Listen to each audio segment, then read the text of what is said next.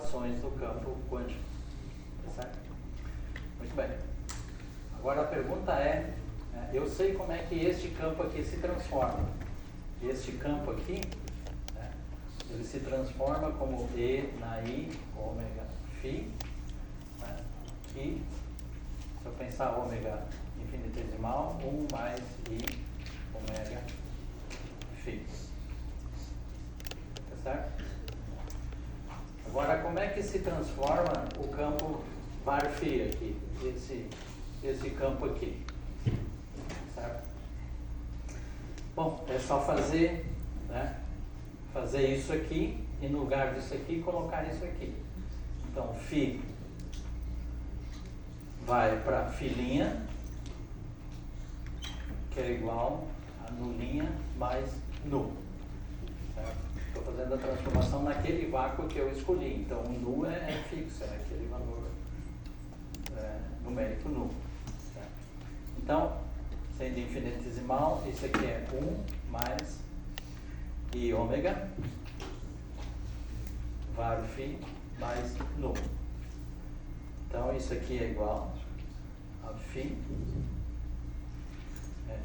1 mais I ômega, aquilo ali. Então, isso aqui dá φ mais I ômega φ mais var-φ mais nu mais nu. Tá certo? Então, o que eu estou vendo aqui? Que o campo var-φ, ele não se transforma do mesmo jeito que o φ. Está sendo dito aqui que esse aqui é uma transformação homogênea, ou linear, como se queira. Agora, essa aqui não é. Essa aqui não é homogênea. Está vendo aqui? O φ aqui, tá certo? Quer dizer, a transformação não é φ vai para φ' mais φ', que é igual a 1 mais I ômega φ. Não é. Tá certo? Então, quando eu estou lá, né, olhando as flutuações em torno do mínimo, eu tenho um novo campo quântico, e esse novo campo quântico, ele não se transforma que nem o original. Ele se transforma de uma maneira não linear, ou não homogênea, né, no caso infinitesimal aqui. Tá bem? Qual é a consequência disso? Então, eu vou provar aqui que a consequência disso é, em primeiro lugar, a lagrangiana efetiva não pode ter termo de massa para o campo leve, tá certo? E as interações são todas derivativas por causa disso aqui, tá certo? Então, vamos lá.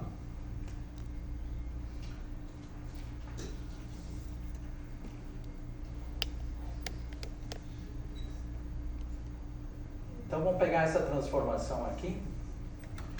Φ vai para φ mais I ômega φ mais nu. Tá certo?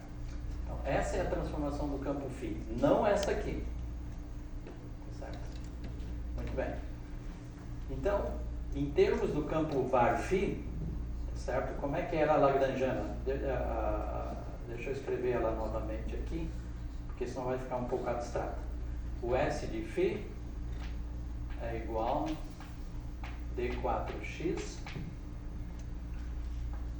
delta mu φ estrela d mu φ menos lambda sobre 4 φ estrela φ mais nu φ estrela mais. Certo? Então, eu vou fazer uma transformação de acordo com isso aqui, tá certo? É uma transformação não homogênea, tá certo?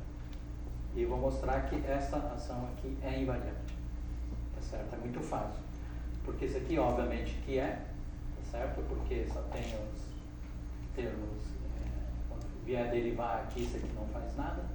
Então, esse primeiro termo aqui se transforma como se fosse φ igual a I ômega φ. Certo? Então esse primeiro termo não preciso passar trabalho com ele. Agora o segundo termo, tá certo? O segundo termo, isso aqui não vai ser invariante, nem isso aqui. Agora a soma dos dois vai ser. Tá certo? Então, φ estrela, φ vai para φ estrela φ mais I ômega nu, φ estrela menos φ. E aquele termo lá, nu, φ estrela mais φ, vai para nu, φ estrela mais φ, menos I ômega nu, φ estrela menos φ. Tá vendo? Esse termo aqui não é invariante, não ficou igual. Tem aquele termo lá, tá certo? Esse aqui, tem esse aqui, né? Vai daquele lá. Agora, quando eu somo os dois aqui, ó, linha aqui, linha aqui, linha aqui, esse aqui com esse, cancela essa parte aqui. Então, quando eu estou lá investigando as flutuações em torno do mínimo, no novo vácuo que eu escolhi, tá certo? A lagrangiana tem a simetria, só que a simetria não é realizada da mesma maneira que ela foi realizada antes de eu fazer o shift, antes de eu escolher o vácuo, antes da, digamos, a simetria estar quebrada. Tá certo? Muito bem. Para enxergar isso aqui um pouquinho melhor, tá certo? Eu vou fazer o seguinte, eu vou usar outras coordenadas que não sejam esse bar φ, tá certo? Eu vou usar uma outra parametrização de campos, tá certo? Que eu acho que alguém durante a primeira semana usou, tá certo? Que é a seguinte, eu vou escrever o meu φ como sendo nu mais Qi sobre raiz de 2 e daí Xi sobre raiz de 2 nu. Então, esses fatores aqui, raiz de 2, essas coisas é só para ajeitar, para depois a lagrangiana ficar, em termos dos campos Qi e Xi, ficar com o termo cinético canônico 1, tá certo? Senão vou ter que fazer uma outra transformação para trazer o termo cinético. Tá. Muito bem. Agora, então quem são meus campos aqui? Meus campos é este e este. Aqui quem era? Aqui era o φ real, né, que eu chamei de φ heavy, né, e o φ, a parte imaginária, que eu chamei de light, e esse aqui eu chamei de heavy. Tá certo? Então, antes, com essa parametrização aqui, meus campos eram H e L. Agora, meus campos são Xi e Qi e Xi. Tá certo? Eu vou pegar agora e me perguntar como é que esses campos aqui se transformam. Tá certo? Como é que eles se transformam? Eu pego φ, ele vai para E na I ômega φ. Ora, mas o φ aqui é dado por isso aqui. Então, isso aqui você vê aqui o E na I e E na I aqui. Então, esse ômega vai parar onde? Aqui em cima. Então, isso aqui vai ficar nu mais o campo físico, raiz de 2, E na I, Xi, mais raiz de 2, nu, vezes ômega, é isso aí, sobre 2 nu. Então, eu só um pouquinho. Está claro o que foi feito? Eu só estou vendo qual é a propriedade de transformação deste campo e deste campo aqui. Tá certo? Então, o que eu estou vendo aqui? Né? Que o Qi ficou, não tem essa transformação. Agora, esse aqui mudou. O Xi, então, né? Então, isso aqui implica que o Xi foi para um Xi', que é igual a Xi mais 2 vezes nu raiz quadrada vezes ômega. Está vendo aqui? Essa transformação é uma transformação de shift. Não é uma transformação homogênea, que nem essa aqui. Ó. Tá certo? Não é esse númerozinho multiplicando ali. Eu estou adicionando aqui isso aqui. Então, isso aqui é uma transformação de psi. Certo? Consequência imediata. Se eu for escrever agora uma lagrangiana efetiva para o campo psi. O que eu vou colocar nessa lagrangiana efetiva? Eu vou botar um termo cinético, obviamente. D mu psi, D mu nu psi. Eu vou botar um termo de massa. Imagina, eu vou botar um termo de m quadrado, né, um termo de massa, psi quadrado. Pode ou não pode? Não. Por quê? Porque esse termo não é invariante. Porque se eu botar um linha aqui, tá certo? Ele não vai ficar como psi quadrado. Ele vai shiftar aqui. Então esse termo aqui não pode ter. Então a minha Lagrange efetiva, independente da ordem que eu tenho, eu não posso ter um termo de massa. Tá certo? Ou seja, esse grau de liberdade tem massa zero. Então esse é o nosso Bose de Wolff. É outro jeito de parametrizar os campos. Certo? Porque isso tudo vai dentro de uma integral funcional. Tá certo? Então, eu só estou trocando de variáveis. Tá certo? Quando eu escrevo isso aqui assim. Tá bom? Tá claro? Então, eu não posso ter um termo de massa. Então, essa é a coisa mais básica aí que eu acho que dá para entender, né? Sem saber grande coisa, é só olhar aqui. Tá certo? Muito bem. Ok.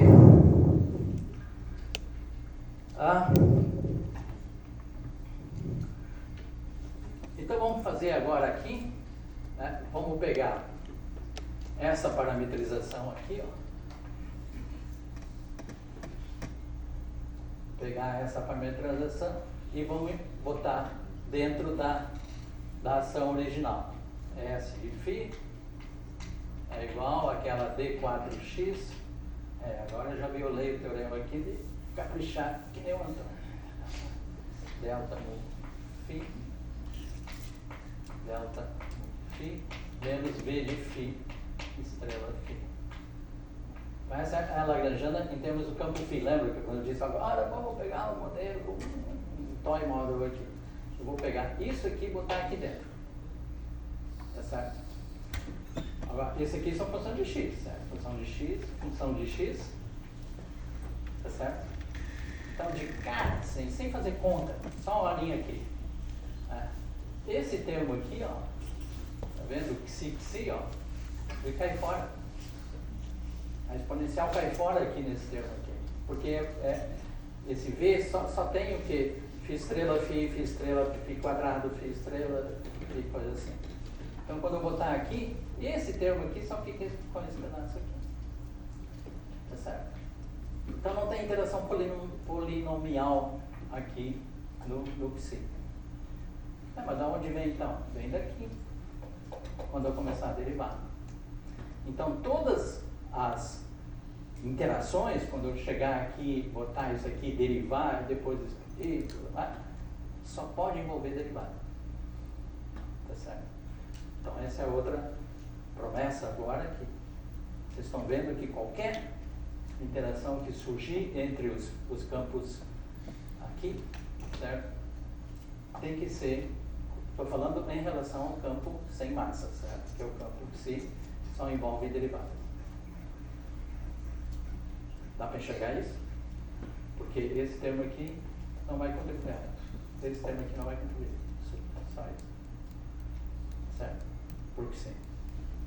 Muito bem, vamos fazer isso explicitamente, daí vocês enxergam isso de uma maneira mais aqui.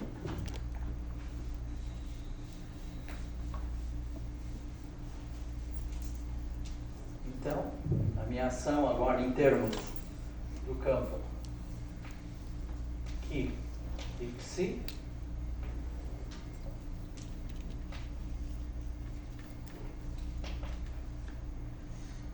D4x.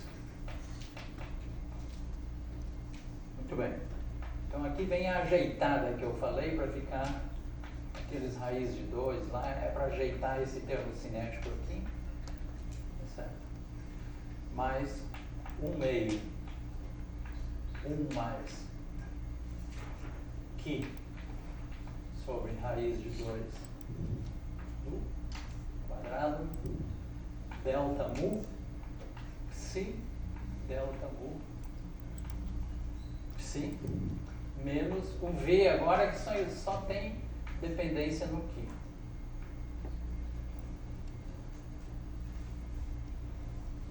Claro?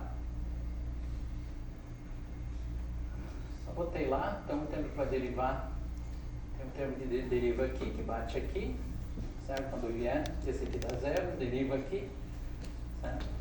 Depois eu venho com a outra derivada, derivo aqui de novo, certo? Só que aí esse aqui cancela e só vai contribuir quando eu derivar aqui, e esse aqui é o fator que fica na frente lá. Eu vou derivar, tá certo? Agora, vocês estão vendo aqui, agora pensem na ação de Wilson. Tá certo? Bom, antes disso é só olhar aqui, ó. Esse termo aqui, tá certo? Com esse VQ aqui.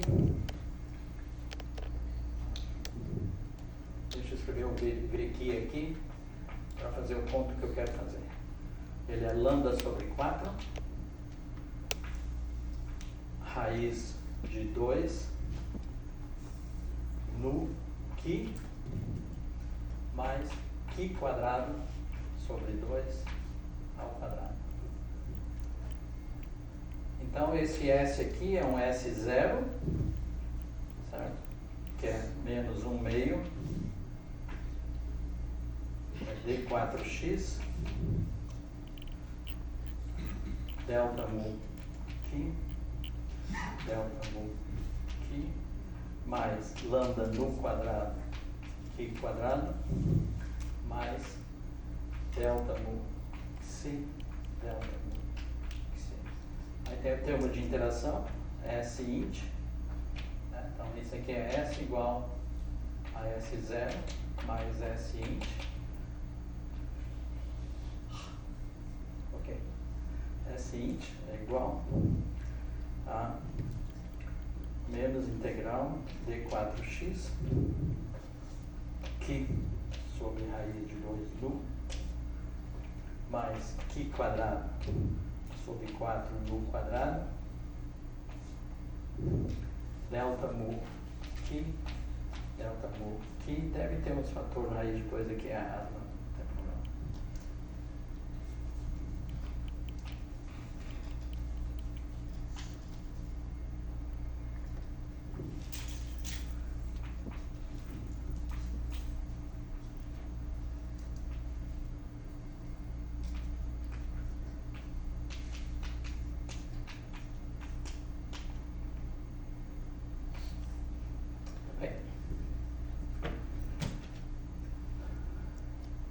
Tem aproximação, sabe? Tudo que eu fiz foi só mudar de parametrização e botei isso aqui.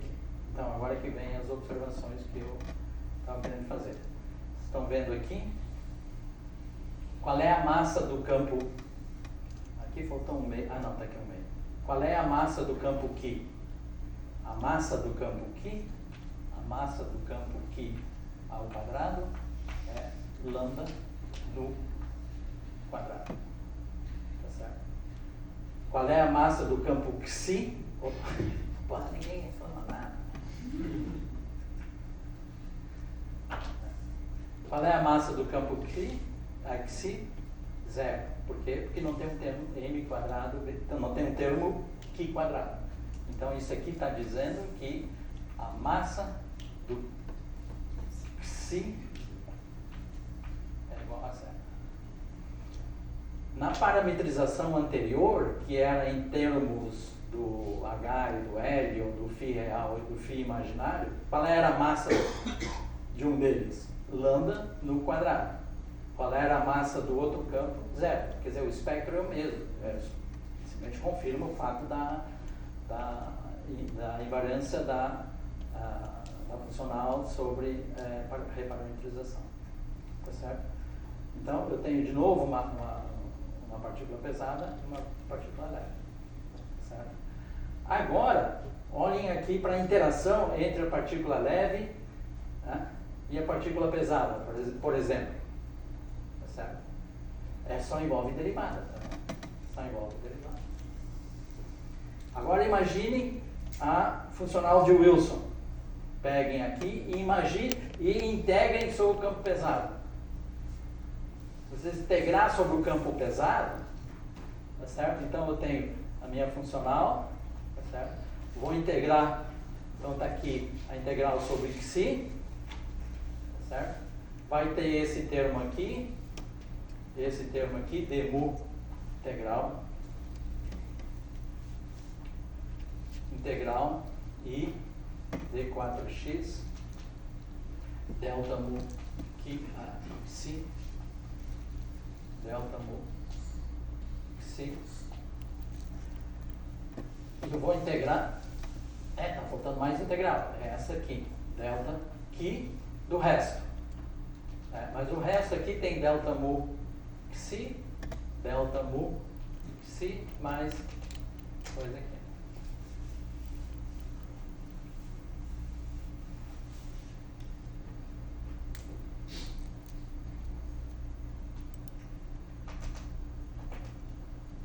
Vocês enxergam isso aqui?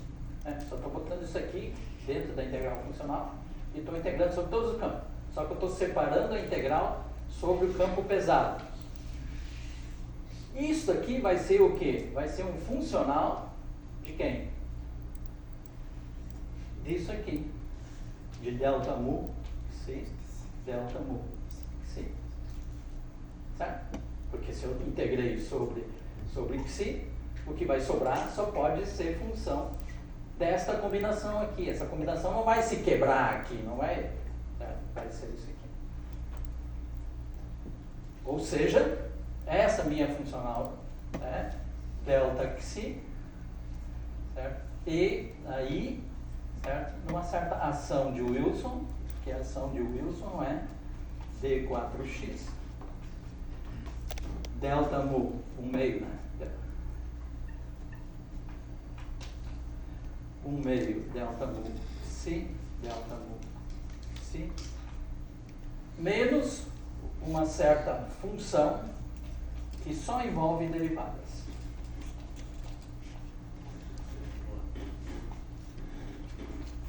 Tá certo? Não estou fazendo esse interesse de perturbação.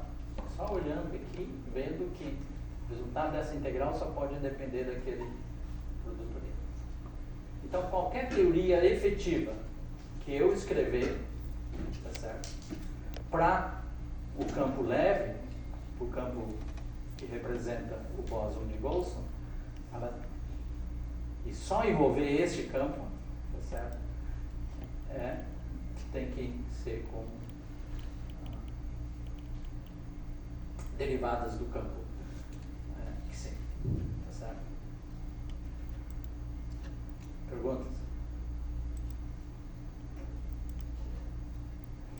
Ontem um nome me perguntou, mas teorias derivativas têm singularidade essencial no... não sei onde.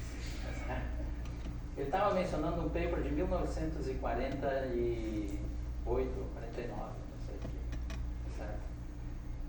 Que um tal de Cooper, que eu acho que é o mesmo Cooper, do Martin Cooper de Schrieffer, ele provou que essas teorias não são renormalizáveis. Certo? Por quê? Porque no momento que eu vou... hoje, vocês que já fizeram teoria quantificando sabem, que, por exemplo, se eu tiver um termo assim, delta mu xi ao quadrado, o coeficiente que vem aqui na frente tem dimensão. Então, teorema que toda vez que eu tenho constantes que têm dimensão, ele não é renormalizável. Não é renormalizável no sentido usual da teoria de Kant, né? Que eu posso ter um número finito de contratermos que vai absorver todas as divergências. Tá certo? Então essas teorias realmente não não são renormalizáveis. Tá certo? Mas isso aí eu sei, muitos de vocês sabem, a torcida do Flamengo sabe, todo mundo sabe que essas teorias não são renormalizáveis. Só que lá em 48, 49, né, o Wilson, eu acho que estava fazendo graduação. Então tudo isso foi esclarecido com o tempo, né, e em 1969 eu acho que o Weimar deu sentido para isso aqui, que eu vou falar um pouco mais depois. Tá certo? Então qual é a ideia aqui? Né? Se for ação de Wilson mesmo, tá certo? Eu vou botar um cutoff, tá certo? E vou fazer os cálculos, né? Vou expandir os termos aqui, né? Vou escolher até que ordem eu quero ir, tá certo? E o resultado no final do dia vai ser independente do cutoff que eu escolher, desde que eu fique abaixo de uma certa escala. O que eu estou fazendo? A teoria meio que se auto-renormaliza nesse caso aqui. Tá certo?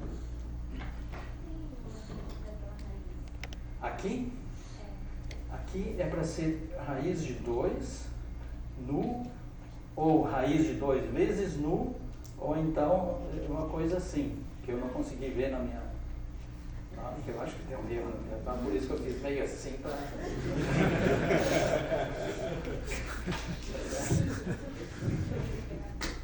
aqui está a raiz de 2 nu. Eu acho que essa raiz está aqui dentro, né? Porque é indução galinácea, né? Aqui faltou... Ok, eu não vou dizer nada. Pode ter erro aqui. Tá bem? Agora a pergunta que vocês podem fazer é o seguinte: vamos calcular agora. Então vamos pegar esta ação aqui agora, tá certo? E vamos ficar com o termo, digamos, de ordem mais baixa aqui. Vamos pegar aqui, tá certo? Pegar o termo de ordem mais baixa aqui, por exemplo, um termo assim, mais vai ser um C1 sobre M na quadra, delta mu psi, delta mu psi ao quadrado. Né? Ou então escrito delta nu psi, delta nu psi. Então esse é o primeiro termo não trivial na expansão da ação de Wilson, que é essa aqui. Tá certo? Esse C1 é bem conhecido, é um lambda nu, não sei o que está certo. Porque eu posso fazer essa expansão, fazer série de Taylor ali, blá blá blá, e esse número aqui é conhecido. Então vamos fazer agora espalhamento psi-psi. Certo? Fazer espalhamento psi-psi. Né? Psi-psi, tá certo? Psi, psi, psi, psi. Né? Qual é o resultado? O mesmo que o anterior. Tá? Exercício para vocês. Tá bom? Como tinha que ser, certo? Não tem como ser diferente. Tá bem? Muito bem. Então eu acho que aqui a gente sabe tudo já sobre quebra espontânea de simetria. Um aluno me puxou a orelha ontem quando eu dei o exemplo do modelo de Ising para explicar a quebra espontânea de simetria. Deixa eu retomar só para fechar essa partezinha. O que era o modelo de Ising? O modelo de Ising é dado por uma newtoniana menos J, soma IJ, SI, SJ, onde é que é o SI pode ser mais ou menos 1. Tá certo? Então, isso aqui tem uma invariância de SI indo para menos SI. Essa interação aí, ela é invariante sobre essa transformação aqui. Tá certo? Agora, vocês veem aqui, por causa desse termo negativo e J positivo, tá? J positivo, a interação favorece essas variáveis aqui ser mais 1, ou então as duas menos 1, tá certo? Porque daí dá um mínimo aqui, é a mínima energia que pode dar. Esse colchetinho aqui significa que a interação são entre os primeiros vizinhos. Tá? Então, se eu pensar isso aqui numa rede assim, né? A temperaturas altas, isso aqui é completamente desordenado, tá certo? Mas, quando a temperatura baixa um pouquinho, a entropia perde para a energia, e eu tenho um estado assim, por exemplo. Todos eles assim. Ou a maioria para cima, ou a maioria para baixo. Tá vendo? Agora, isso aqui não tem a simetria do meu Hamiltoniano aqui. Tá certo? Eu teria que inverter todos eles. Que vai levar para a mesma energia, obviamente. Só que eu não consigo, porque só para trocar um aqui, como eles estão interagindo, isso aqui custa energia. E como isso aqui é uma rede infinita, isso custa energia infinita, então eu não posso fazer essa operação. Não é uma operação fisicamente viável. Tá certo? Então quebrou a simetria. Quebrou espontaneamente a simetria. Está correto. Agora esse problema aqui, aí que o aluno entrou, ainda bem que é um aluno de um ex-aluno meu. Então, ele está te ensinando bem, viu? Tá certo? Aí eu disse, mas cadê os bósons de Wilson aqui?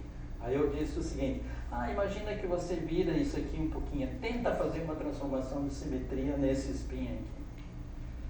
Tá certo? Mas a transformação de simetria é virar todo ele. Tá certo?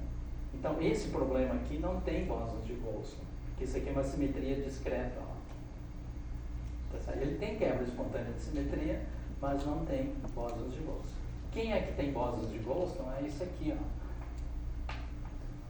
Certo? Agora, vocês imaginam um vetor mesmo aqui que ele pode girar. Tá certo? Então, isso aqui tem uma simetria de rotação. Foi em 3 dimensões ou 3. Tá certo? Agora sim. É tudo a mesma coisa, o argumento é o mesmo e coisa assim. Só que essa simetria aqui é contínua. Essa aqui não. Essa aqui era discreta antes.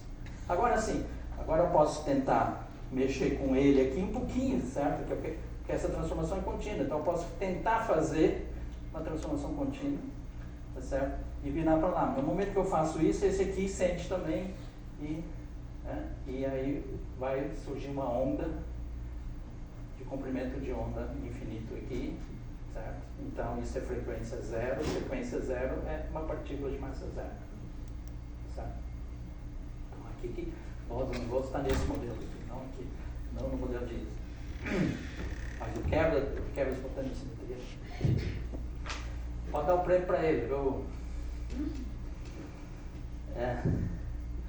Ok, então agora vamos para QCD. Chega de... isso foi só uma introdução sobre o que é uma teoria efetiva e tudo isso, certo? Então agora vamos fazer uma aplicação em QCD. Então primeiro eu tenho que explicar qual é o fenômeno. Como eu falei, são mais ou menos 10 teorias efetivas na QCD, tá certo? Cada uma para descrever certo aspecto da cromodinâmica, tá certo? Então eu vou fazer aqui uma das aplicações mais famosas de uma teoria efetiva, que é a teoria de perturbação quiral.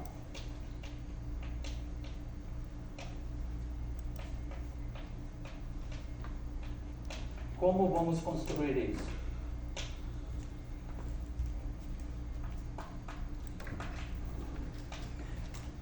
Tá certo? Então isso aqui é para descrever um aspecto da cromodinâmica quântica, que é essa tal de... tem uma coisa a ver com quiral, simetria quiral. Então eu vou gastar uns 5, 10 minutos, tinha mais 15 minutos, para explicar o que é isso. Feito isso, tá certo? Aí nós vamos para a Lagrangiana efetiva, que vai descrever a interação entre... então aqui nós vamos ver que vai ter uma quebra espontânea de simetria, a QCD realiza uma quebra espontânea de simetria, tá certo? E os bósons de Wilson desta teoria, num limite idealizado da QCD, são os mesons π. Tá certo? Então a gente está interessado agora em descrever a interação entre esses bósons de Wilson. Então, alguns de vocês já podem ir para casa, vocês já sabem como é que é, certo? Porque, é bóson de Wilson, então é derivativo, escreve esse derivado aqui, pronto, e é exatamente isso. Tá certo? É mais do que isso. Tá certo? E foi isso que o Weinberg fez muito antes da QCD. Tá certo? Escreveu a lagrangiana efetiva para a interação entre os mesons, tá certo? Sem saber da QCD. Só baseado em simetria. Sabendo que está quebrado espontaneamente, sabia desse negócio aqui e pá, escreveu a lagrangiana. Tá certo? E assim se faz Victory Letters. Então tá bom. Então, o que é essa tal de chiral aqui? Então vou começar escrevendo a lagrangiana da QCD. Tá certo?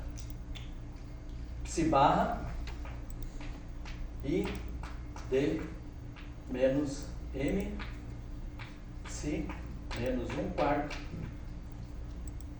Gemini A Gemini A.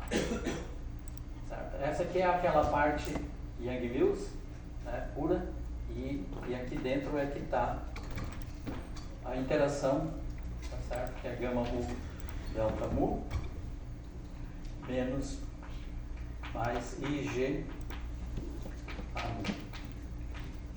O AMU é TA AMU A, certo? Esses aqui são geradores do grupo, tudo que o Antônio já fez, tá certo? Então vocês já estão craques nisso, já sabem. Então essa aqui é a parte dos quarks, e tudo que eu vou falar aqui se refere a isso aqui, sobre a parte dos quarks. Então essa simetria, essa teoria tem a ver com essa parte aqui. Não quer dizer que isso aqui não é relevante, não é isso, tá certo? É que a simetria se realiza no setor fermiônico, né? E é claro, né, que dentro dos bósons de Boltzmann estão os quarks e os gluons que dependem crucialmente desses termos aqui, tá certo? Muito bem. Quem é M que está ali? Este M é uma matriz de massa, né, que são a massa dos quarks, né? São 6 quarks conhecidos, certo? M,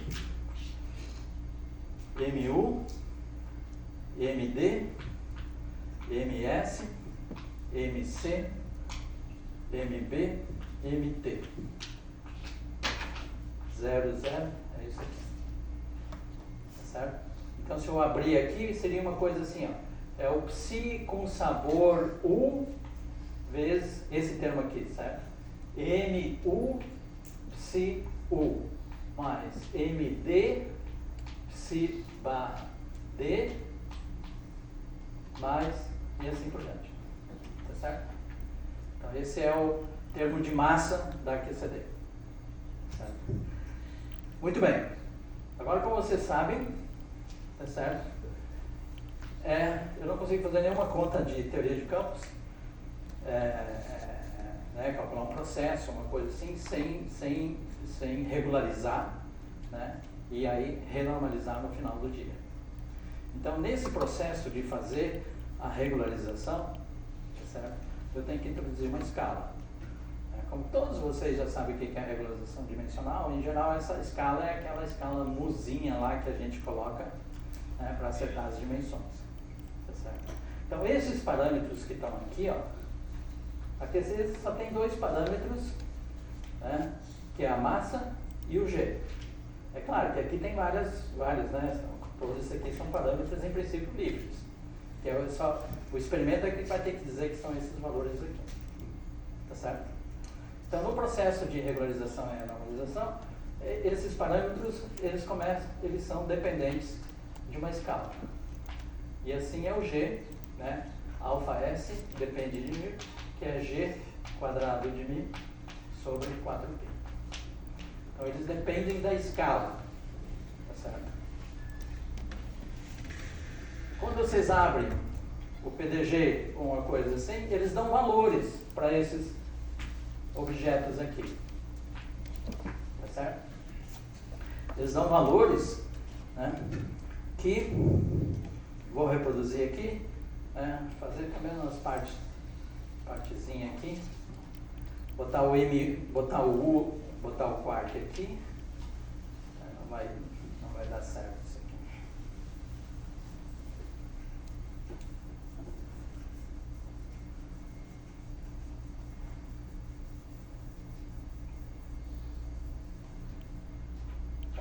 fazer uma tabelinha aqui, botar o nome do quark aqui.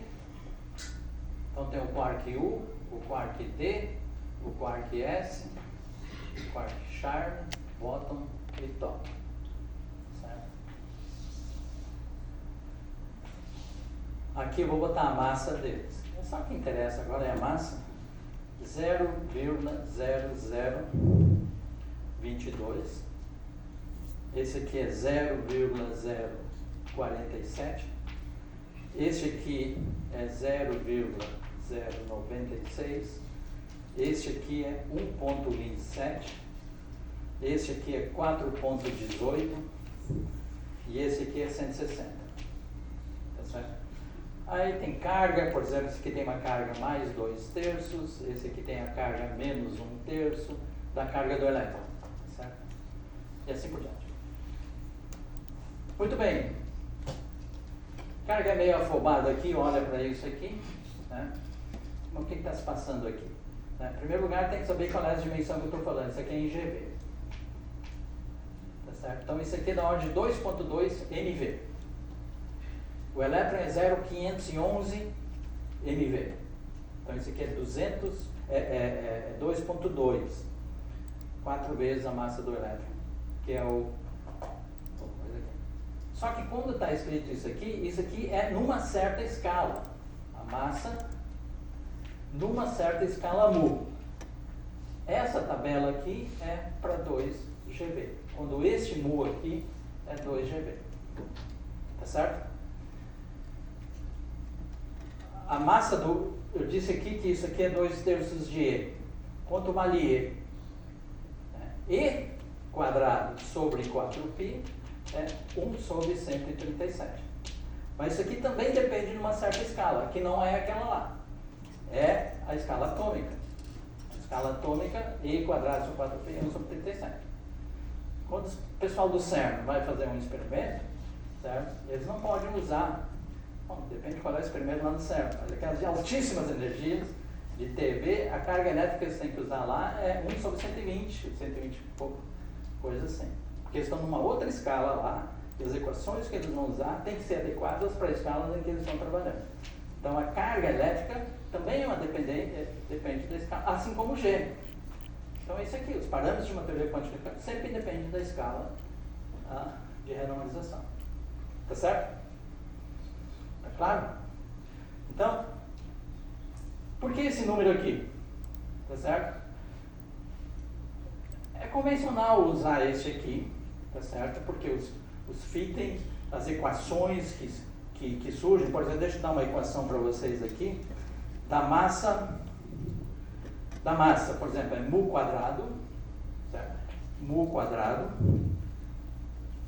dm sobre d mu quadrado é igual a menos alfa s sobre mu sobre π mais ordem de alfa s quadrado vezes m mu para um dado flavor aqui com função de mu. Tá certo?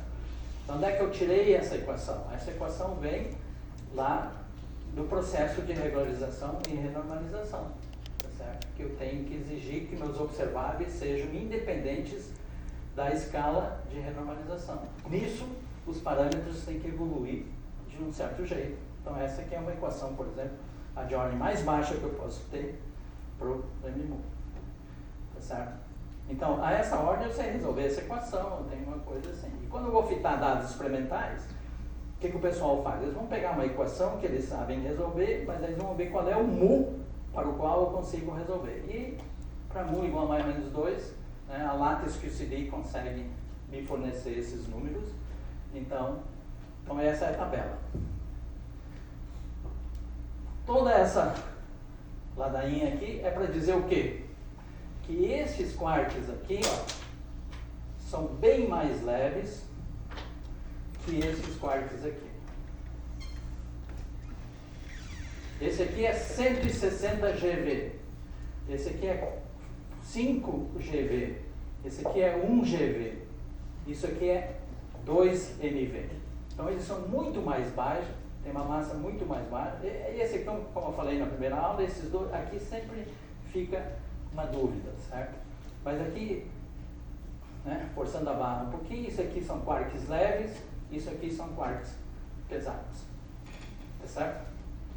E tudo que é pesado, a gente já viu que a gente pode se ver livre deles, por causa do decoupling. Né? Em teoria de campos tem um teorema chamado, né, decoupling, que é o Appelquist-Carrazzone, certo? Que me prova que graus de liberdade mais altos, tá certo? Eu posso integrar sobre eles, tá certo? E o efeito deles vão estar nos parâmetros dos graus de liberdade mais baixos, tá certo? Com a ação de Wilson, isso aqui fica meio trivializado, esse negócio aqui, tá certo? Mas em muitos lugares ainda se usa essa linguagem aqui do Appelquist-Carrazzone, tá certo? Então, tá certo? Nós estamos interessados em processos de muito baixas energias, tá certo? Se eu estou interessado em processos de muito baixas energias, qualquer processo que eu possa imaginar, esses quarks aqui, em primeiro lugar, eles não vão ser produzidos, de jeito nenhum. Como é que eu vou produzir um quark de 1 GeV se eu estou trabalhando com 50 MeV aqui? Certo? 50 MeV mais 50 MeV vai dar 100 MeV. 100 MeV não vai me produzir uma partícula de 1 GeV. Não tem como. Mas onde é que estão esses quarks? Eles estão em loops virtuais e esse tipo de coisa. Tá certo? Só que esses eu integrei e o efeito deles vão estar nos parâmetros que vão descrever a interação entre os leves. Tá certo?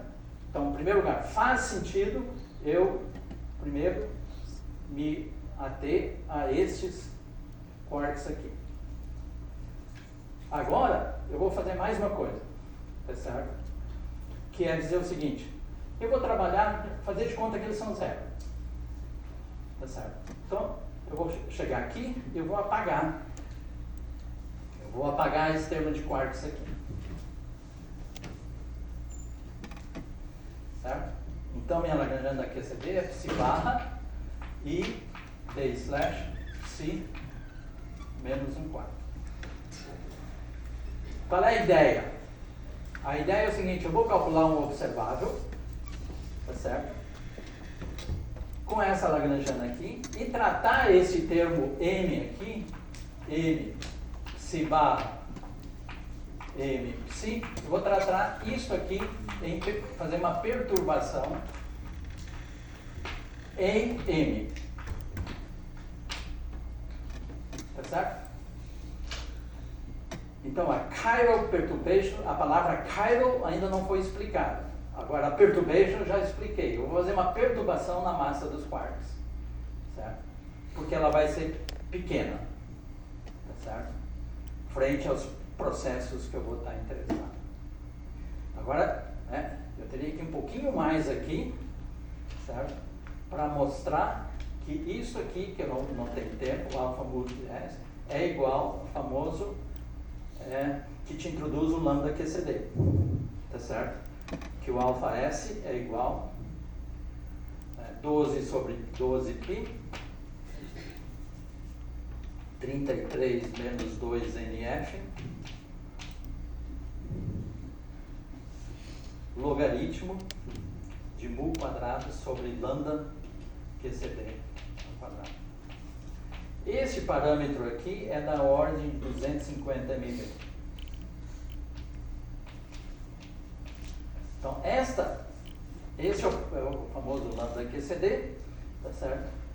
Que é quando isso aqui se torna forte. Tá certo? Quando o lambda QCD é igual, né, a minha escala for igual a lambda QCD, isso aqui é lambda de 1.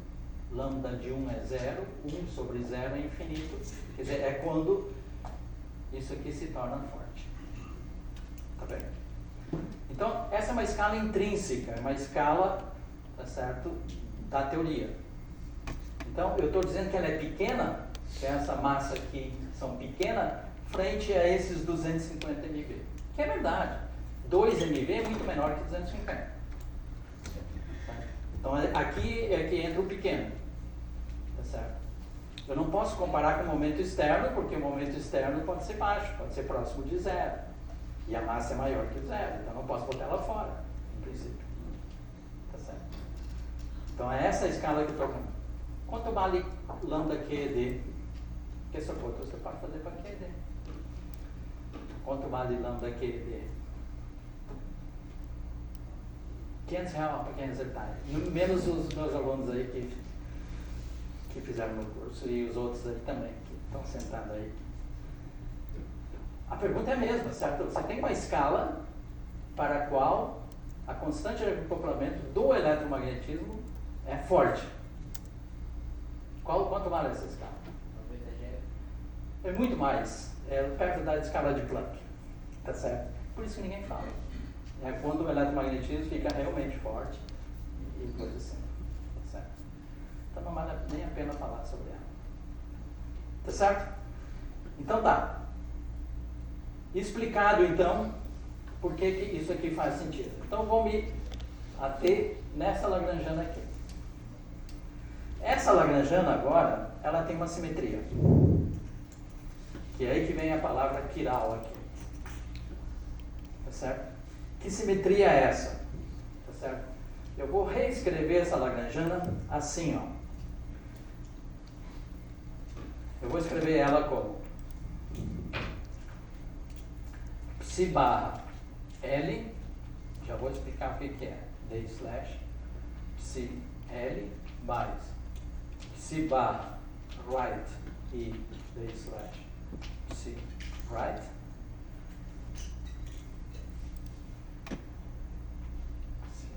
right mais menos lagrangiana de N vezes aqui para ganhar um certo tempo aqui. Tá certo? Quem é psi left e psi right? Psi left, tá certo? É um spinor projetado, certo? Esse aqui é um projetor.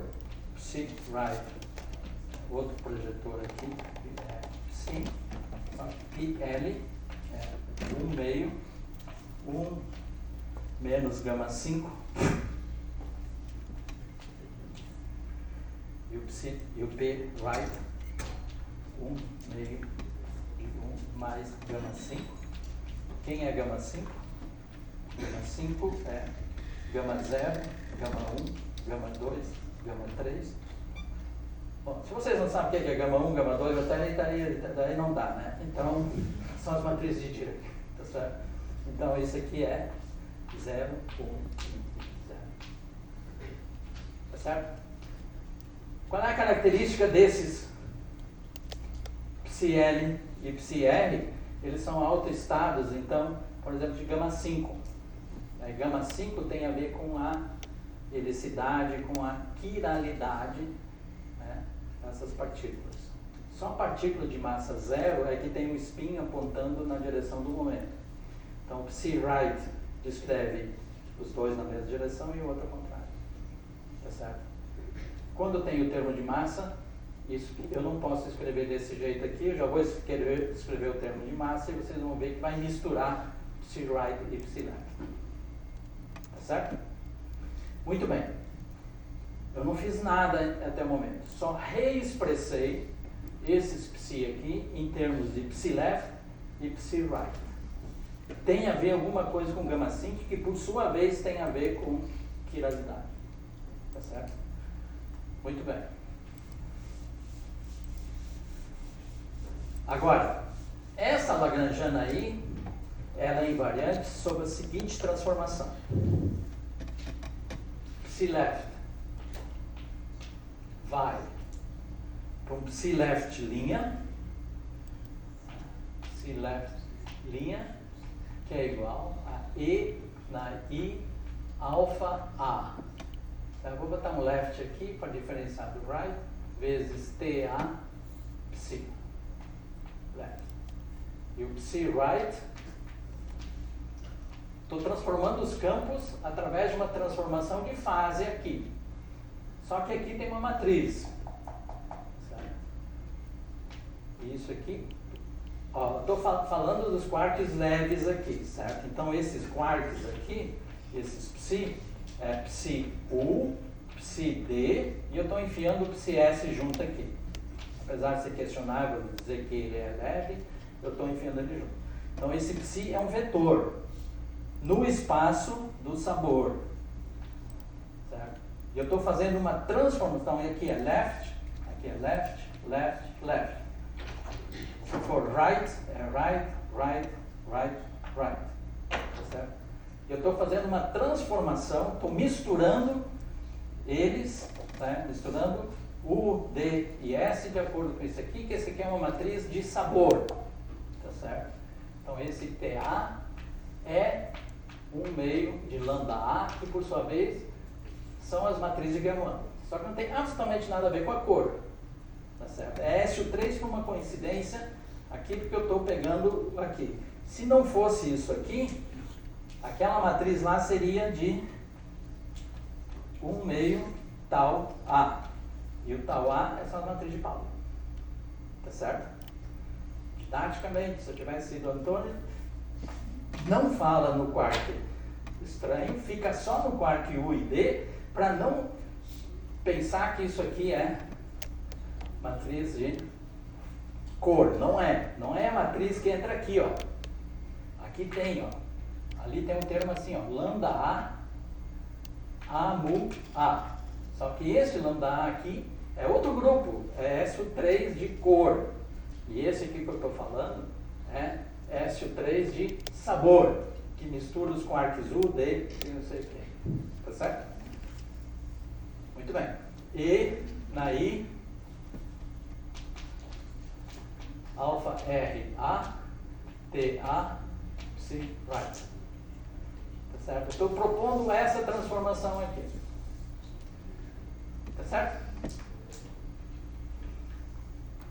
É claro que essa lagrangiana lá é invariante sobre isso.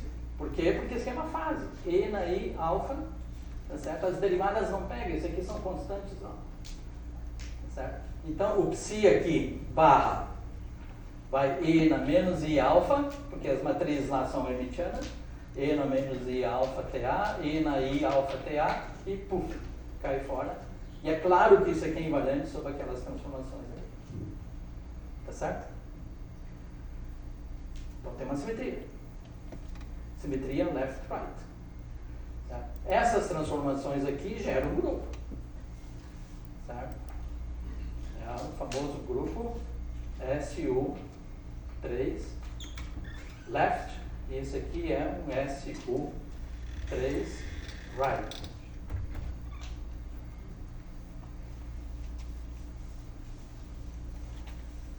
Tá certo? Então, professor, dá para fazer cálculo diferente só com o quark U e tal? só com o quê? Quark U e D? Sim. Mas se perde alguma coisa? Sim, daí você tem que, dependendo da energia dos seus processos, tá certo? O quark estranho pode contribuir de uma maneira importante nos loops e esse tipo de coisa. Então a renormalização das constantes vão sofrer muito por causa do quark. Então é melhor leve ele junto, tá certo? Vai errar, vai ter que ir uma ordem mais alta, né? Olha, é um mundo pantanoso quando começa a falar em quark estranho. Tá? Ele é muito estranho. O charmoso, apesar de ser super charmoso, ele também é problemático. Tá certo? Então tá bom. Tá claro isso aqui, que isso aqui é uma transformação SU. Se aqui fosse a matriz de Pauli, eu acho que ninguém tem dúvida que é essa SU2, certo? Então, por indução galinácea, isso aqui é SU3L, tá certo? Então, a lagrangiana tem uma simetria, a lagrangiana da QCD, sem massa, vou escrever assim, massa igual a zero, né? Tem uma simetria SU3 vezes S right. Está escrito assim com multiplicação, porque vocês já vão ver por quê, tá certo? Mas são duas transformações, tá certo? Você faz. Bom, aí tem o quê? O teorema de Noether diz que tem correntes conservadas, tá certo? Correntes conservadas, e aí você tem também as cargas, As cargas, por sua vez, vão gerar transformações no espaço de Hilbert. Lembra aquele papo que teve aí, acho que foi ontem, né? Que a carga de Noether é que gera as transformações, essas transformações aqui no espaço de Hilbert. Tá certo? Muito bem. Agora, vamos fazer o seguinte.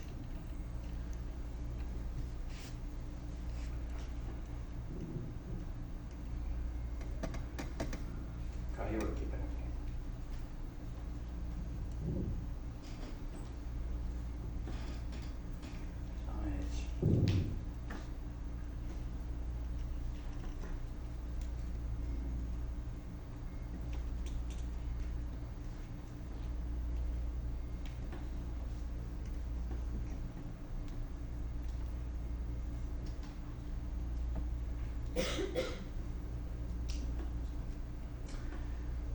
Agora,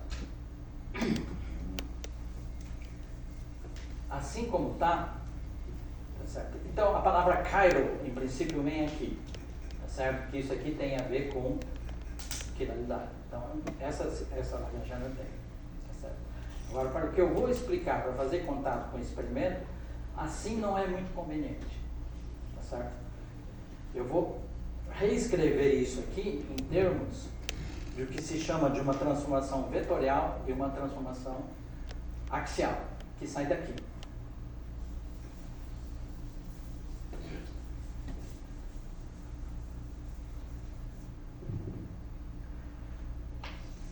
Eu posso combinar, tá certo, essas duas transformações da seguinte maneira, tá certo? Por exemplo, se eu fizesse duas transformações seguidas, left e right, isso é equivalente a transformação, né? Eu quero dizer que isso aqui é equivalente a SUV3 vezes SU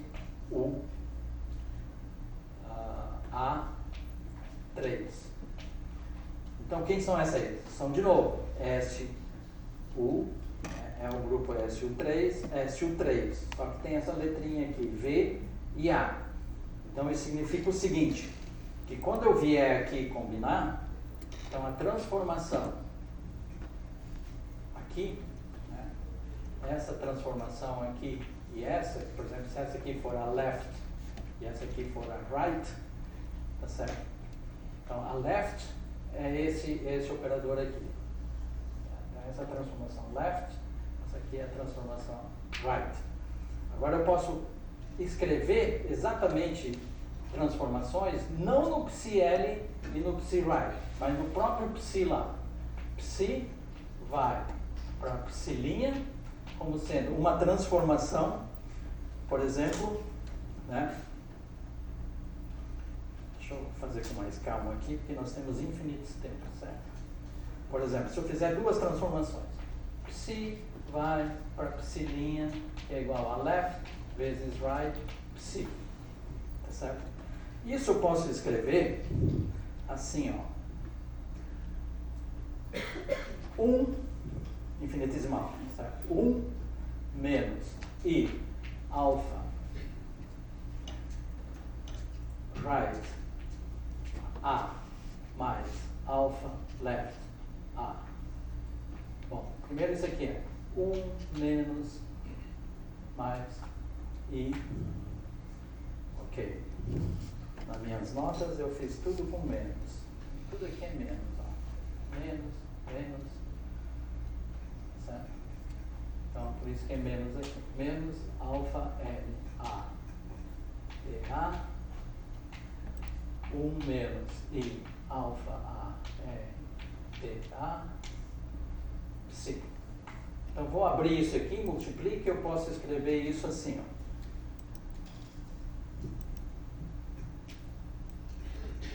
Esse é um exercício para vocês.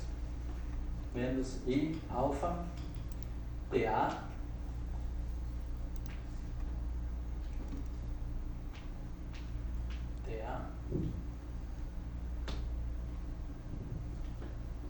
menos I alfa R TA menos alfa L sobre 2 TA gama 5. Psi. Então, isso aqui é o que? Eu tenho um parâmetro que eu vou chamar alfa V de A, certo? E esse parâmetro aqui eu vou chamar de alfa A de A. Então, isso aqui é 1 menos alfa V A TA menos I alfa A TA gama 5 psi. Então, imagina que eu volto, isso aqui é um UV, um UA do psi. Onde é que UV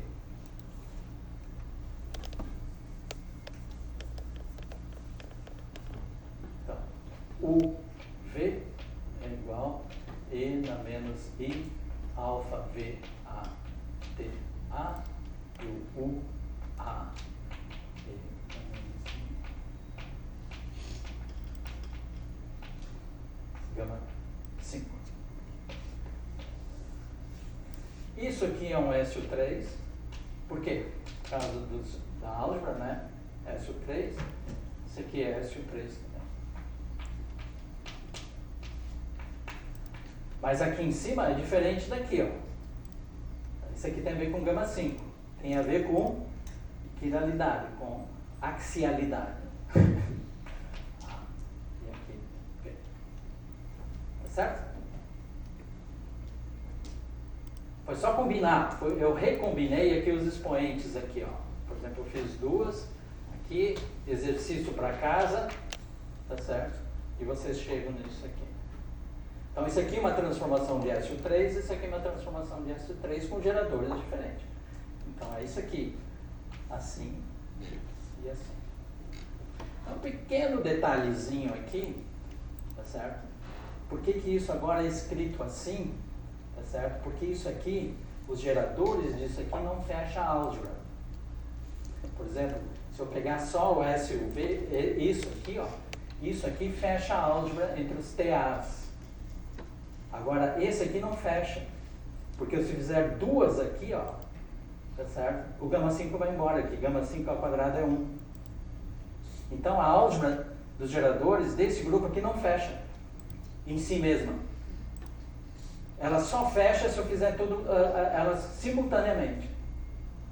Tá certo? Por isso que tem que ser escrito desse jeito aqui. Então, muita gente gosta de dizer que esse grupo aqui não existe. Tá? Não existe o grupo axial, porque duas transformações, né, mas tem que ser entendido aqui, certo? Que multiplica duas vezes as cargas, isso não dá uma carga axial. Tá certo? Porque gama 5 vezes gama 5 é 1. Não é gama 5 de novo. Então não fecha. Por isso que é escrito desse jeito assim. A álgebra esse fecha. Certo? Porque se eu pegar um axial vezes vetorial, dá um axial. Vetorial vezes vetorial dá vetorial. Axial vezes axial dá vetorial. Por isso que eu preciso ter esses escrito desse jeito. Tá bem? Só um detalhe. Ok. De novo, tenho as cargas conservadas, tá certo? Eu tenho as cargas conservadas, né? E entro agora o famoso argumento que eu fiz ontem. Como é que essa simetria... Isso aqui é uma simetria da Lagrangiana. Uma simetria ou da Newtoniana.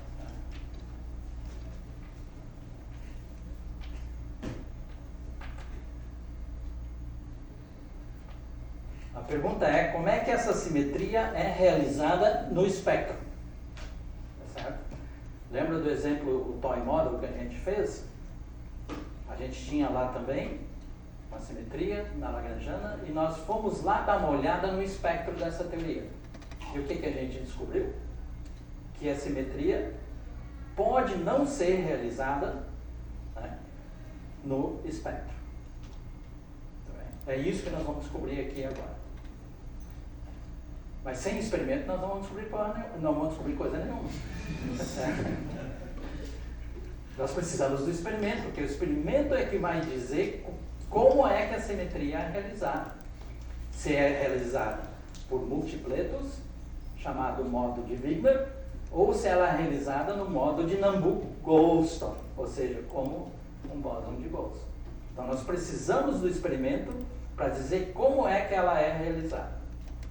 Aí o que nós vamos descobrir? Olhando o experimento, a gente vai então chegar à conclusão que a parte axial não é realizada no espectro. Olha, mas é uma simetria da Lagrangiana. Se não é realizada no espectro, quebrou espontaneamente. Se quebrou espontaneamente, que é uma simetria contínua, vai ter bósons de Bose. Quem são os bósons de Bose? São as partículas com os números quânticos da simetria quebrada. Certo? Essa simetria que é quebrada envolve gama 5. Bóson de Bose, é um bóson. Gama 5 tem a ver com... tem paridade negativa. Qual é o bóson de massa zero, paridade negativa? Não existe. Mas quase zero. É o π1. Então aí que vem a identificação. Tá certo? Então vamos lá. Então o argumento é o mesmo da última aula, só que agora fica mais claro, porque eu estou envolvendo aqui o gama 5. Tá certo? A prova é a mesma. Então, antes de prosseguir, tá certo? Se vocês olharem para o termo de massa, então antes de fazer recapitular o que foi feito ontem, o termo de massa da QCD que eu joguei fora, ele é menos m psi barra m psi. Esse termo eu joguei fora. Ele quebra a simetria. Por quê? Porque eu posso escrever ele assim, ó.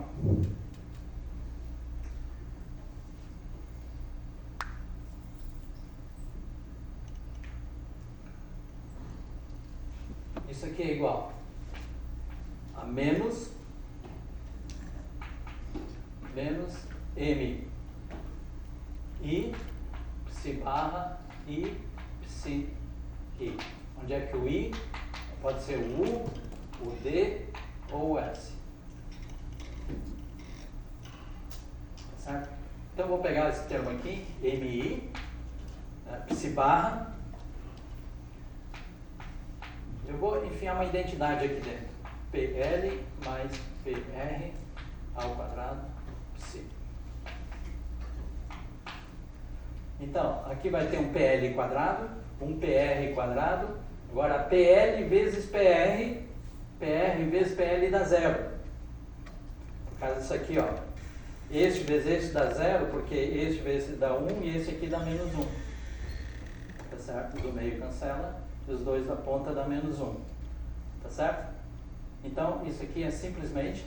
Só que PL quadrado é um projetor. PL quadrado é PL.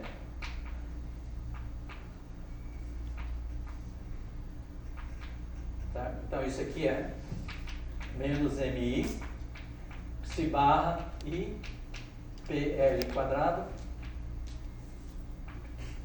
Vou escrever assim.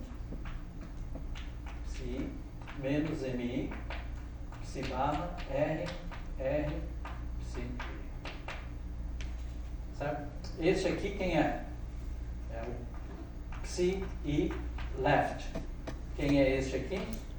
Psi I right. Quem é este aqui? Um exercício para casa. Psi I R. Quem é esse aqui? Psi I left. Ou seja, o termo de massa é menos MI, psi I barra left, psi I left, mais psi left, psi left. Certo? Então, quando eu fizer uma transformação aqui no psi L, tá certo? Ela não vai cancelar com uma transformação no psi R. Então, esse termo não é invariante. Então esse é o termo que quebra a simetria. Mas aí entra a conversa de que esse númerozinho aqui é pequeno. Então, a simetria, a gente diz que é uma simetria aproximada. A Terra é redonda? Claro que é. Olhando de longe é. Olhando de perto, ela está cheia. Então, para a escala, comparada à lambda QCD, que controla a interação forte, certo? Esse número aqui é pequeno. Então, tem esperança de ser uma boa ideia fazer integral de perturbação. Isso aqui. Corrigir pela não esfericidade da Terra, fazer integral de perturbação. Tá certo? Vai errar perto do Monte Everest, mas... Ok. Tá certo? Então, esse termo aqui não é invariante. Tá certo? Muito bem. Agora, em termos... Então, isso é só para mostrar que esse termo não é invariante. E tá bom. Agora... Vamos lá. Pelo teorema de Noether, essas simetrias aqui têm as cargas. Tá certo? Então... Lá no espaço de Hilbert, agora eu tenho um operador hamiltoniano que, em princípio, vai comutar, certo? Com a carga vetorial e H axial, certo? Pelo teorema de Noether, certo? Eu tenho uma corrente, delta mu. J vetorial mu igual a zero. Quem é J mu vetorial? É psi barra gama mu TA psi. E quem é J mu axial A? É psi barra gama mu gama 5 TA psi. Isso aqui vai dar uma carga QVA. Isso aqui vai dar uma carga lá no espaço de Hilbert agora, axial. E eles vão gerar transformações nos estados. Que transformações? Essas transformações aqui, tá? Que a gente introduziu no começo. Tá certo? Então, esta aqui, tá certo? Agora vem o argumento de ontem. Que eu vou pegar um estado, um autoestado do hamiltoniano, por exemplo, né? Vou pegar um hadron. Então isso aqui é um hadron. Eu vou botar um maisinho aqui e já vou explicar o que é. Ele é tal que hamiltoniano atuando A mais é igual a energia, né? Vamos pegar ele em repouso. Então é a massa do hadron H. Fala. Faltam 10 minutos. Obrigado. Isso é para me assustar? Ou... Não. Tá certo? Então, é o exercício de ontem. Então, esse aqui é o hamiltoniano da QCD sem massa. Certo? Então, como o H comuta com o... Vamos fazer o axial. Eu vou pular o vetorial. Então, H, QCD, massa zero, atuando aqui. Né? Vou fazer uma transformação do QA. Ok. Vamos com calma, você me tirou a concentração. Então, vou fazer o seguinte agora. Eu vou fazer um H barra, tá certo? Que vai ser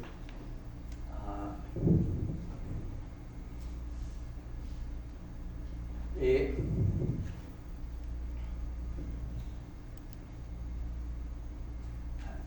eu vou criar com o QA H. Então imagine um estado, certo? Eu tinha um estado, um hadrônico, mais aqui, que já vou dizer o que é mais, certo? Que é autoestado do hamiltoniano da QCD. Se esse é uma partícula, por exemplo, eu vou imaginar essa partícula parada, então o valor da energia é igual à massa de repouso dele, que eu estou chamando de mH. Certo? Então, mais aqui também. Agora eu estou propondo criar um novo hadron, certo? Em que eu doei a carga axial nele. Tá certo? Então, isso aqui tem gama 5 dentro dele. Aqui, ó. Certo? Que A é integral de D3x psi barra gama 0 gama 5 TA psi. Certo? Vou pegar um A em particular aqui. Tem um gama 5 dentro dele.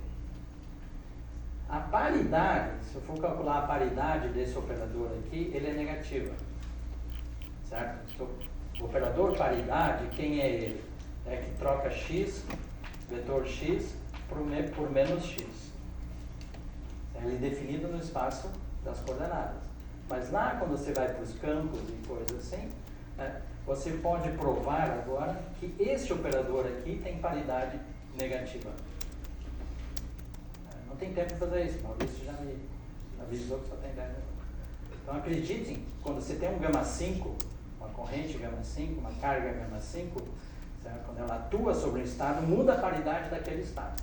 Se aquele estado tem paridade positiva, a atuação disso aqui vai produzir um estado com paridade negativa. Tá certo? Muito bem.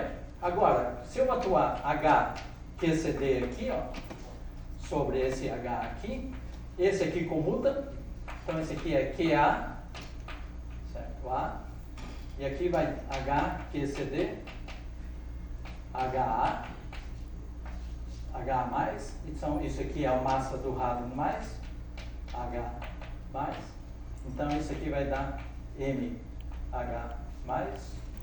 QA, H+, isso aqui é MH mais H tipo. Ou seja,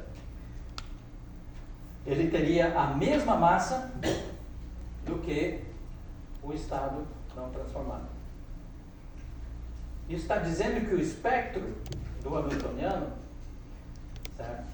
Se isso aqui realmente for uma simetria da minha teoria, tá certo? Ele é realizado por multipletos. Eu vou ter uma outra partícula lá com paridade oposta a este hadron aqui. Se isso aqui for o próton, por exemplo. Então ele tem paridade positiva o próton. Convenção. Certo? Então esse aqui é um próton, tá certo? Então esse coisa aqui está dizendo que tem um próton, né? O outro com uma paridade negativa, mas com a mesma massa. Tá certo? Dá para entender? Isso aqui é crucial. Se você não entendeu isso aqui, está fora. Tá certo? Então, eu tenho aqui um próton, eu vou transformar ele. Isso vai me dar próton com, né, uma partícula com coisa negativa. Mas como ele comuta com o hamiltoniano, isso significa que a massa dessa partícula é exatamente igual à do próton. Só que a gente olha no espectro, não existe um outro hadron nem próximo à massa do próton, tá certo? Que tenha, né, paridade negativa com uma massa minimamente próxima à massa do próton. Então isso significa que essa simetria, que é uma simetria da QCD, ela não se realiza no espectro por multipletos. Tá certo? Então a simetria está espontaneamente quebrada. É o mesmo argumento de ontem que eu fiz muito rápido nessa conta aqui. Eu supus que é possível fazer essa transformação. É como se eu quisesse torcer o vácuo agora. Porque eu estou supondo que o vácuo é invariante. Que o A no vácuo é zero. É o vácuo. Então isso aqui é E na I, alfa, A, T, A, gama 5. Ou E na I, Q, certo? I, alfa, A, Q, Estou no espaço de Hilbert. Certo? No vácuo, isso aqui é vácuo mais I alfa A Q A do vácuo. Se isso aqui é para ser o vácuo, se isso aqui é para ser o vácuo, isso aqui vai embora, isso aqui vai embora, e Q A teria que ser zero. Que seria possível, né, lá no chapéu mexicano. Quem tem chapéu mexicano? Isso aí só numa teoria efetiva a gente vê o chapéu mexicano. Mas é como se eu tivesse agora lá no chapéu mexicano tentando mudar o vácuo. Se eu conseguisse, eu teria que conseguir. Isso aqui teria que ser zero. Tá certo? Isso não acontece. Porque então o vácuo não compartilha a simetria da minha nuklear. Então deve ter bósons de Goldstone. Se tem bósons de Goldstone, quais são os números quânticos dele? São bósons, tá certo? Em geral de massa zero. Então tem que ter massa zero e tem que ter os números quânticos desse gerador quebrado. Esse gerador aqui tem paridade negativa. Então esse bóson tem que ter paridade negativa. E é o meson π. É uma partícula pseudo-escalar. Então, o pion é identificado que é um meson pseudo-escalar. Pseudo exatamente por causa do gama 5. Tá certo? Ok. Então agora eu quero escrever uma teoria efetiva para esse negócio aí. É o mesmo argumento de ontem. Tá certo? Então, amanhã eu vou, né, continuar um pouquinho nessa linha aqui. Não vai ser assim tão a moda Miguelão. Eu já sei que isso aqui tem que ser derivativo, então eu vou escrever tudo que é derivada aqui. Mas derivada exatamente como? Como é que isso é? Porque complicou, porque tem essas matrizes TA aqui, como é que é feito isso? Tá certo? Então tem que empacotar esses bósons de Goldstone, certo? Que não vão ser um só. Não é uma partícula aqui, tá certo? Porque aqui, junto aqui, como estou fazendo SU3, na realidade tem que botar o K1 também. E tem o eta também. Tá certo? Então são vários bósons de Goldstone que essa teoria tem. Tá certo? Então como é que eu vou escrever isso de uma maneira, digamos, que tenha a propriedade de transformação que eu preciso? Tá certo? Eu já sei que a transformação não é linear. Por quê? Os bósons de Goldstone não se transformam linearmente. Então se eu quero uma teoria envolvendo só bósons de Goldstone, tá, eles têm que se transformar não linearmente. Mas como? Então é isso que eu vou fazer amanhã. Queria fazer hoje, mas não vou me deixar. Tá certo? Perguntas? Uma pergunta. O exemplo anterior, né, De ontem? De ontem, uma teoria escalar. Então você tem lá a sua teoria, tem ação lá. Você olha o potencial efetivo e você diz, aqui é aquela espontânea. Mas no caso daqui, você viu, só olha ali para... não tem o chapéu mexicano. O chapéu mexicano só vai aparecer numa teoria efetiva. É a natureza para dizer lá quebra de simetria. Quebra de maneira espontânea. Quem te diz que quebrou espontaneamente é o experimento. Cabe nós provar que a QCD realiza a quebra espontânea de simetria. Por quê? Porque a QCD é quarks e gluons. Então, esses quarks e gluons têm que produzir uma massa de uma partícula pseudoescalar igual a zero. Tem que produzir um próton que não traga um próton com paridade negativa. Tem que ser próton. E essa é a nossa tarefa. Provar que a QCD está correta. Tá certo? O que falta? O que falta? Aí depende com quem você fala. Tá certo? Tem gente que acha que esse fenômeno da quebra espontânea de simetria está explicado já. Certo? Que pega a equação de Dyson-Schwinger lá para o propagador do quark, olha para ele, resolve a Bethe-Salpeter e você obtém a massa do tempo. Mas aí as pessoas questionam, mas a tua teoria não é invariante de gauge, tu quebrou o gauge. Então onde é que tu tirou esse propagador aqui? Esse propagador aqui, isso aí é chutada, ele não tem, e assim vai. Certo? Então esse é o estágio, que você tem que agora sair da grande janela QCD e obter o estado ligado. Esse aqui é um estado ligado de prótons, de quarks e gluons, e eles têm que dar massa zero. Agora, a simetria garante que tem, tá certo? Ok? Você não precisa ter, né? O problema é o seguinte, tem muitos modelos para interação entre quarks e gluons que me trazem a massa do π igual a zero. Porque a simetria é uma coisa tão forte, que se a interação satisfaz, puf, já te traz isso. Mas aí, sabe como é que é? Aí tem, né, o pessoal tá aí para sujar a água dos outros. Então, o cara diz, olha assim, como é que você fez essa conta? Ah, eu usei isso. De onde é que você tirou isso aqui? Ah, isso aí não é BRST, mano. Já embananou. Tá certo? Então tá nesse estágio.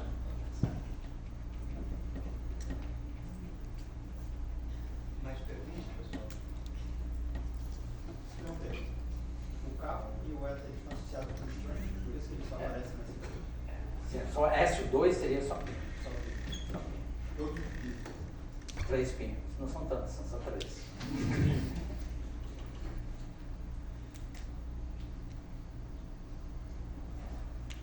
Certo? É o número de geradores quebrados. Então SO2 tem 3. É sigma 1, 2, 3. Tá certo? Então para cada gerador quebrado tem um bônus. Aqui tem 8. Aqui tem 8.